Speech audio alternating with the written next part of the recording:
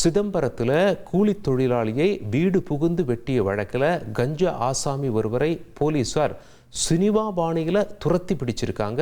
கோவிந்தராஜன் என்ற கூலி தொழிலாளியை முன்விரோதம் காரணமாக ராகுல் என்பவன் இன்று அதிகாலை வீடு புகுந்து பட்டா கத்தியால் சரமாரியாக வெட்டியுள்ளார்.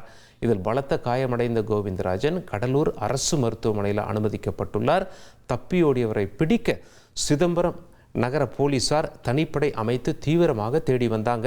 அப்போது போலீசாரை கண்டதும் தனது இருசக்கர வாகனத்தில் காவல்துறையினரின் வாகனத்தை இடித்து தள்ளியபடி ராகுல் தப்ப முயன்றுள்ளார். இருப்பினும் விடாமல் துரத்திய தனிப்படை ராகுலை மடக்கி பிடித்து கைது செய்தனர். கைதான ராகுல் மீது ஏற்கனவே பல்வேறு ராபரி வழக்குகள் உள்ள நிலையில் ராகுலிடம் போலீசார் தீவிர விசாரணை நடத்தி வருகின்றனர். இனி செல்லும் இடமெல்லாம் செய்தி. தந்தை டிவியின் வாட்ஸ்அப் சேனலை ஃபாலோ பண்ணினா செல்ல இருக்கும் இடமெல்லாம் செய்தி.